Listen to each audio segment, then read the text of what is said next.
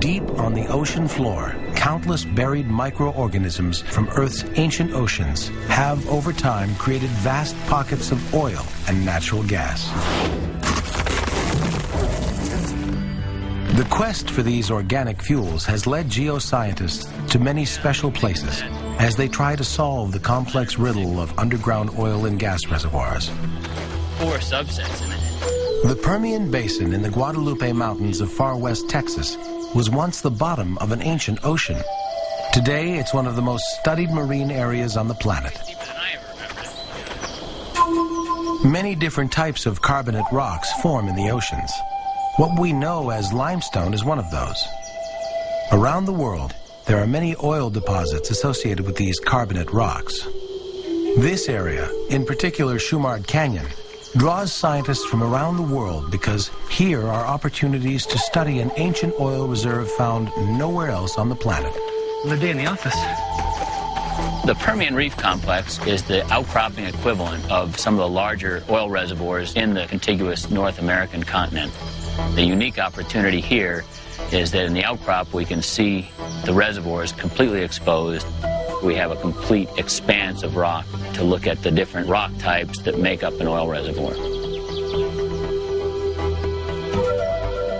Here we have about a 5,000-foot vertical exposure, what would have been a tropical reef system out into a deep water basin, all in a space of about 2 to 3 kilometers.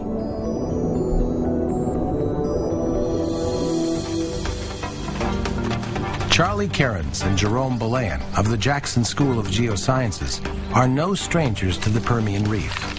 Each trip provides them an unlimited opportunity to literally walk through the history of an ancient ocean. Well, definitely you can see the sponge spicules in here, which are those nice circular outlines. Typical of the deep water section, but there really are no other indicators. I don't see any trilobite fragments or other things in here. Just within that dark organic content, that's the dominant thing. What makes the Permian Reef so extraordinary is that scientists know that what they see exposed here mirrors what can be found elsewhere deep under the ground. You can walk a timeline from the shelf down through the reef, into the slope, into the basin, and you can basically see all the relationships that you want to understand in the subsurface, and they're all laid out like a map.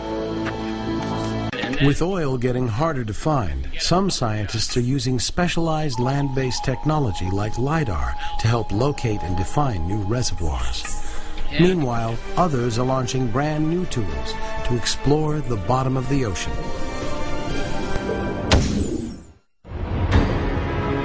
Today, without oil, our modern society would not exist. It formed from layers of dead marine life that fell to the bottom of the ocean, was covered by muddy sediment, and cooked under pressure and high temperatures over millions of years. Oil reservoirs used to be fairly easy to find, but not anymore. Oil rarely stays where it forms. Every bit of information gleaned from a potential location where oil might be deposited is needed to find its precise location. More often than not, it's like looking for a needle in a haystack. And the haystack is made of layers deep within Earth. Fossil fuel reservoirs lie hidden deep in Earth's subsurface. The closest way we come to seeing these reservoirs is through reflection seismic surveys. Using sound waves, seismic images create a picture deep in Earth that can only be seen by the most sophisticated instruments. Runa Musum is a researcher skilled at deciphering 3D seismic profiles. Up here we have an air gun that emits a strong sound signal that travels through the Earth, and every time it hits some sort of a bed boundary, it's going to bounce and echo back to the surface. And we record the echo, and we use that to help us map what's in the ground. In the past, seismic images were two-dimensional and limited in what detail they could provide. Now, new technology allows scientists to visually move through a cross-section of Earth through time and space, much like MRIs used in medical imaging. And I'm just going to start playing this data set, and you'll start seeing a number of things going on. The oblong shape appearing center screen is a salt dome. This is a geologic formation that puts geoscientists on alert when looking for petroleum. Salt domes are a legacy of ancient seas that dried up in prehistoric times. They left vast reserves of salt that eventually were buried under sediments. Scientists know where they find salt, they may also find oil and natural gas. But detecting salt presents another set of problems. It gets really hard to see. Even deeper where the image gets bad too. Yeah. The reason it's hard to see beneath the salt domes is that salt has a very different composition than the surrounding rock. It deflects the seismic signal. This has forced scientists to come up with another way to visualize a more accurate picture of these salt bodies. Computers aren't always able to solve all the problems. This one requires observing nature directly. But time, geologically speaking, moves too slowly. So scientists must create experiments that speed up these processes. Tim Dooley has a real talent for building these types of models. This model represents about 500 miles of the northern Gulf of Mexico. Each grid equals 1/3 of a mile and provides scale. The different colors of sand are the different layers of sediment.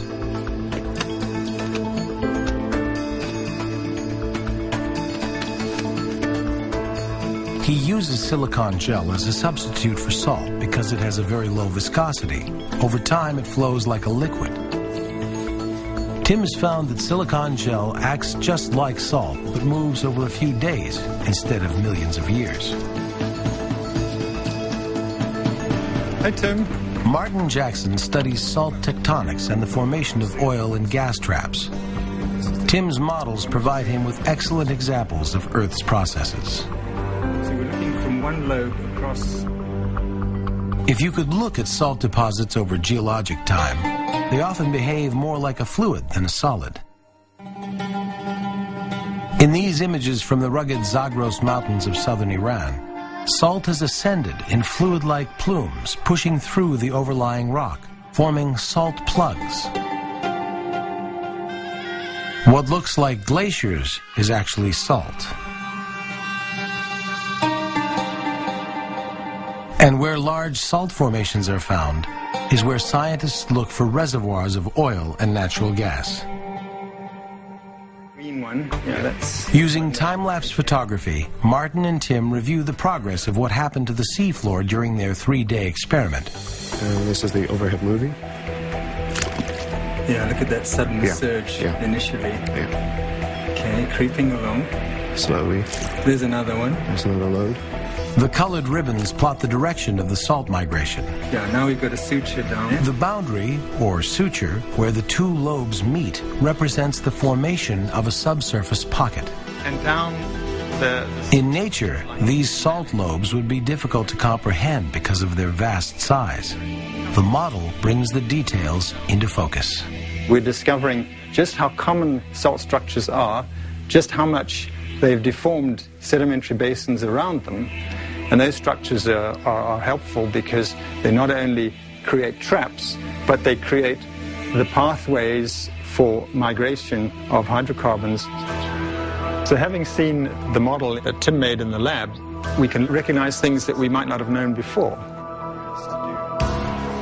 The scientists now take the information from the model and combine it with the 3D seismic profile. The pink shape represents the salt dome, and the red area at the base, the oil reservoir. With this more complete picture, they can now plot the drilling path to the reservoir.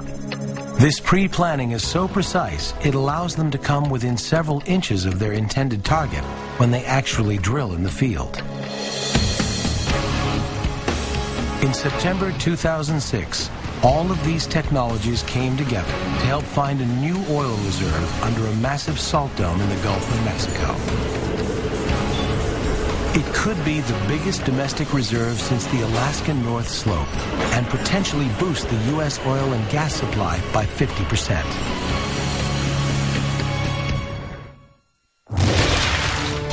Today, new technologies can literally peel back the layers of Earth, revealing more details of how our planet works.